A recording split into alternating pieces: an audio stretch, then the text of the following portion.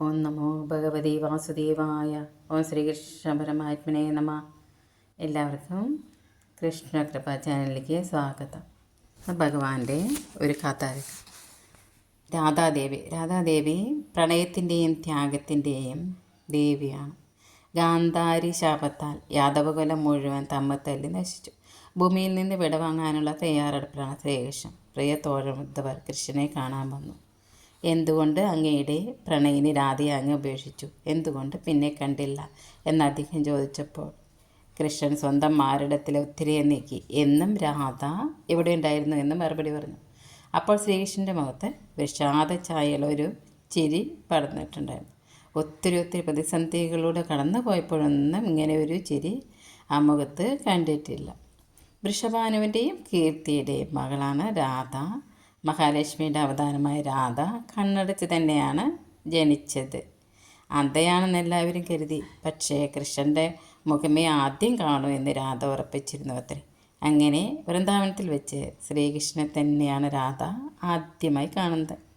പിന്നീട് വൃന്ദാവനത്തിൽ ഗോപികമാർക്കൊപ്പം രാധ ശ്രീകൃഷ്ണൻ്റെ ഇഷ്ടസഖിയായി മാറിക്കഴിഞ്ഞു. രാധയ്ക്ക് ശ്രീകൃഷ്ണനേക്കാൾ പ്രായമുണ്ട്. പക്ഷെ അവരുടെ പ്രണയം ഉദാത്തമായിരുന്നു. കാളിയനെ കൊല്ലാൻ കാളിന്തിയിലേക്ക് ശ്രീകൃഷ്ണൻ ചാടാനൊരുങ്ങിയപ്പോൾ എല്ലാവരും എതിർത്തു. രാധ മാത്രം കൂടെ നിന്ന് പ്രോത്സാഹിപ്പിച്ചു. അവർ തമ്മിലുള്ള പ്രണയത്തിൻ്റെ തീവ്രത മനസ്സിലാക്കുന്നത് അവരുടെ വിരഹത്തിലാണ്. ശ്രീകൃഷ്ണൻ മധുരപേക്ഷിച്ച് പോകുന്ന നേരം എല്ലാ ഗോപികമാരും വാവിട്ട് കരഞ്ഞു. പക്ഷേ രാധ മാത്രം കരഞ്ഞില്ല. ശ്രീകൃഷ്ണൻ നൽകിയ മുരളിയും കയ്യിൽ പിടിച്ച് അവൾ വിരഹിണിയായി മാറി നിന്നു. ഇനി കൃഷ്ണൻ തിരിച്ച് വരില്ലെന്ന് അവൾക്കറിയാമായിരുന്നു. ഇനി ജീവിതത്തിൽ ഒരിക്കലും കാണില്ലെന്നും അവൾ ഉറപ്പിച്ചു. പിന്നീട് ആ മുരളിയുമായി വൃന്ദാവനത്തിൽ രാധ അലഞ്ഞു നടന്നു.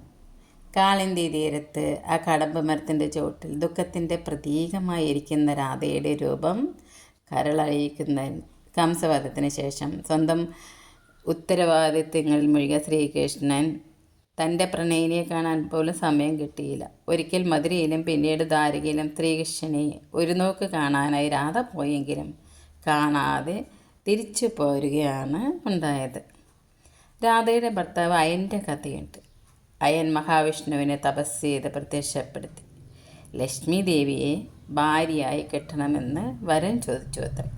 അവസാനം വിഷ്ണു ഭഗവാൻ സമ്മതിച്ചു. അടുത്ത ജന്മം ദ്വാപരയുഗത്തിൽ ലക്ഷ്മി ദേവി രാധയായി ജനിക്കുമെന്നും അന്നയന് രാധയെ വിവാഹം ചെയ്യാമെന്നും പറഞ്ഞു. പക്ഷേ നീ ഒരു നപുംസകമായേ ജനിക്കൂ എന്നും പറഞ്ഞു. അതുകൊണ്ട് തന്നെ ശ്രീകൃഷ്ണനുമായുള്ള രാധയുടെ ചങ്ങാത്തം അയന് വിരോധമില്ലായിരുന്നു. സർവത്ര ഗോവിന്ദ നാമ സങ്കീർത്തനം ഗോവിന്ദ ഗോവിന്ദ. ശ്രീ ഗുരുവായൂരപ്പ ശരണം. രാധേ രാധേ രാധേ.